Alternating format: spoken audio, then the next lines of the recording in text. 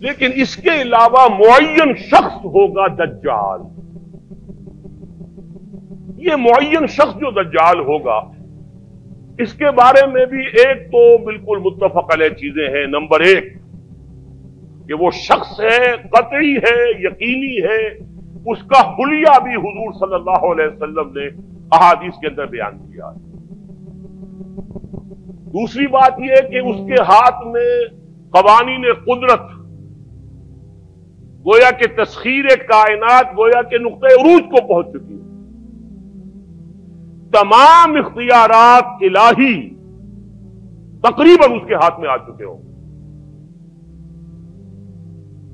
جو بڑے سے بڑے معجزے اللہ تعالیٰ نے نبیوں کو دیے ہیں وہ معجزے کر کے دکھائے گا.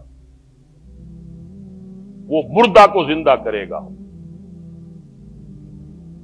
مردہ لوگوں کی افواہوں کو لے کر آئے گا، ان کی روحوں کو، اگرچہ جھوٹی روحیں ہوں گی، وہ شیاطین جن ہوں گے جو ان کا بھیس بدل کر آئیں گے، لیکن یہ کہ وہ لوگوں سے کلام کریں گے. یہ اسپرچولیزم جو اپنی انتہا کو پہنچا ہوا ہے یورپ میں اور مغرب میں، یہ در حقیقت اسی کا ایک مظہر ہے. وہ کھلے بیابان کو کہے گا جہاں بالکل ڈٹیل جو ہے وہ صحرا تھا، گل و گلزار کر دے گا جب چاہے گا، جب چاہے گا جہاں چاہے گا بارش برسائے گا. فاصلہ اس کے لیے بے معنی ہوگا. اس کی سواری وہ ہوگی کہ جس کے دونوں کانوں کے درمیان فاصلہ 80 ہاتھ کا ہوگا. یہ سارے جو آج آپ کی اس ٹیکنالوجی کی جو انتہا جا رہی ہے اور جدھر جا رہی ہے، اس کو اچھی طرح سمجھ لیجیے. آج سے 100 سال پہلے شاید انسان ان چیزوں کا تصور نہ کر سکتا.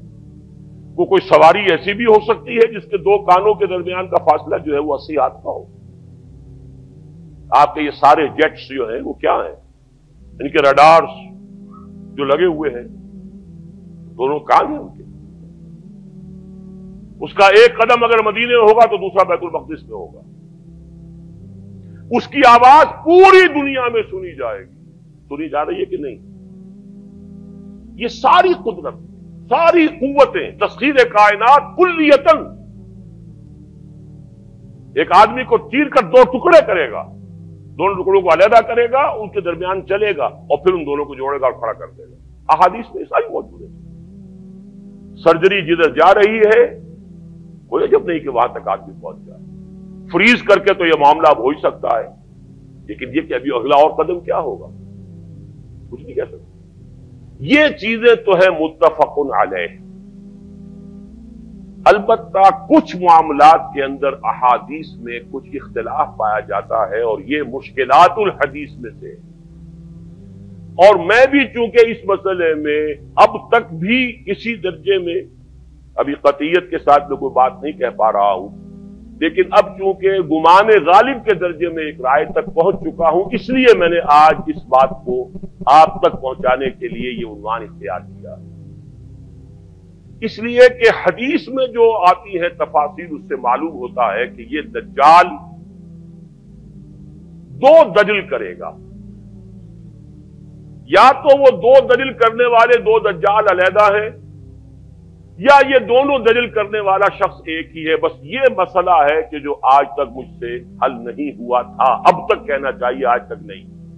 اور یہ اس میں علماء سے بھی گفتگو ہوئی ہے، اور جن لوگوں نے اس مفہوم موضوعات پر اپنا وقت لگایا ہے ان سے بھی گفتگویں ہوئی ہیں، تو وہ بھی اس مسئلے کو حل کرنے سے تاحال قاصر رہے. لیکن یہ کہ اب میری رائے یہ ہے کہ یہ دو شخص ہیں علیحدہ علیحدہ، واللہ عالم.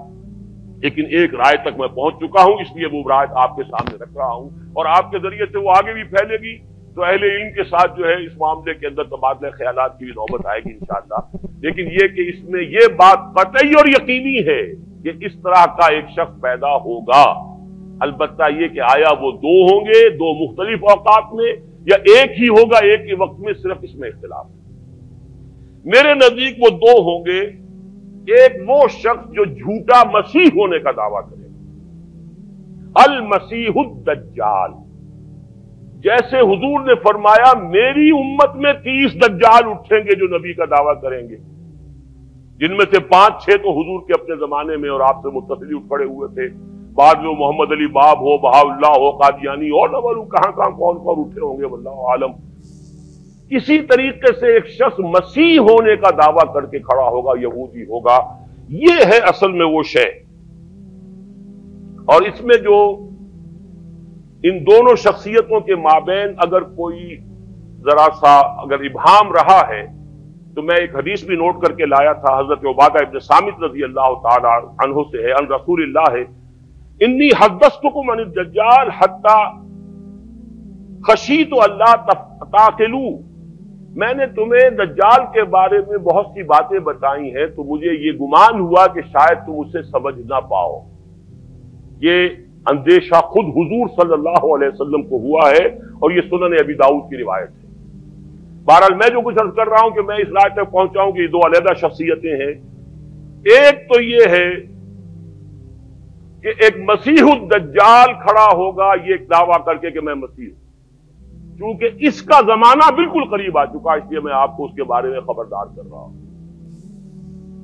دوسرا جو مسیح جس کی شخصیت مسیح دجال کی آتی ہے، دجال اکبر، میں صرف اشارہ کروں گا، پھر کبھی انشاءاللہ اس موضوع پر تفصیل سے گفتگو ہوگی، وہ میرے نزدیک بالکل قریب قیامت کی ایک علامت ہے۔ جو خدائی کا دعویٰ کرے وہ جھوٹا خدا ہوگا، یہ جھوٹا مسیح ہوگا، المسیح الدجال۔ الدجال الاکبر وہ ہوگا کہ جو قیامت کے بالکل قریب کی تین نشانیاں ہیں، جبکہ وہ آ جائیں گی تو حدیث میں آتا ہے کہ اس کے بعد کسی شخص کے ایمان لانے کا، توبہ کرنے کا فائدہ نہیں ہوگا۔ ویسے تو علامات قیامت جو ہے ان میں سب سے پہلی میں نے بتایا تھا حضور کی بعثت خود علامات میں سے، اس کے بعد 10 علامتیں حضور نے گنوائی ہیں اور وہ تدریجاً پوری ہوتی چلی جائیں گی۔ آخری علامات کے لیے حدیث سن لیجئے، عن ابی ہریرہ رضی اللہ تعالی عنہ قال قال رسول اللہ صلی اللہ علیہ وسلم ثلاث اذا خرجنا لا ينفع نفسا ایمانا لم تكن آمنت من قبل او کسبت فی ایمانها خیرا، طلوع الشمس من المغرب وخروج الدجال ودابۃ الارض۔ تین نشانیاں وہ ہیں کہ جب وہ ظاہر ہو جائیں گی تو پھر کسی کا ایمان لانا مفید نہیں ہوگا جو پہلے ایمان نہیں لایا تھا یا جس نے اس سے قبل اپنے ایمان میں کچھ اعمال صالحہ کی کمائی نہیں کی تھی، یعنی گویا کہ توبہ کا دروازہ بند ہو جائے گا۔ جیسے جب موت کے آثار شروع ہو جاتے ہیں تو توبہ کا دروازہ انسان کے لیے بند، اب جب موت کے آثار شروع ہو گئے اب توبہ کرنا فائدہ نہیں، اس سے پہلے توبہ کا دروازہ کھلا ہوا، معلوم یغرغر، جبکہ وہ موت کے آثار شروع ہو جاتے ہیں، گھنگرو بولنا شروع ہو جاتا ہے، معلوم ہوتا ہے کہ اب جا رہا ہے، اب توبہ بیکار۔ اسی طریقے سے پوری نوع انسانی کے لیے توبہ کا دروازہ بند ہوگا ایک وقت میں آ کر کہ اب کسی کے لیے توبہ نہیں، ایمان نہیں، اور اس کے لیے 3 علامتیں بیان ہوئی ہیں، یہ بھی مسلم شریف کی روایت ہے۔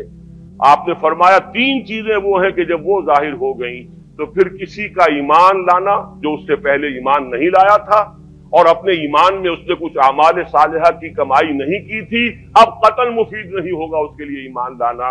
وہ 3 نشانیاں ہیں، طلوع الشمس من المغرب، سورج مغرب سے طلوع ہوگا، نظام شمسی میں کوئی اختلال ایسا ہوگا کہ جس سے سورج بجائے مغرب سے نکلے گا، وہ خروج الدجال ودابۃ الارض، ایک زمین سے کوئی چوپایا برآمد ہوگا، بعض احادیث میں آتا ہے کہ مروہ کے قریب سے وہ برآمد ہوگا جو گفتگو کرے گا انسانوں سے، یہ بالکل خرق عادت، یعنی وہ چیزیں کہ جن کا کوئی تعلق اب اسباب جو ہے دنیا کے ان سے کوئی تعلق نہیں ہے، کوئی فزیکل لا سے تعلق نہیں ہے، وہ بالکل معجزے ہوں گے، خرق عادت ہوگا۔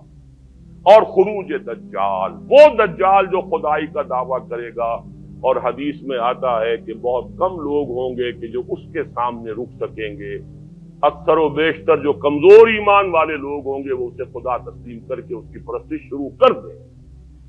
میرے نزدیک یہ آخری چھلنی ہوگی جو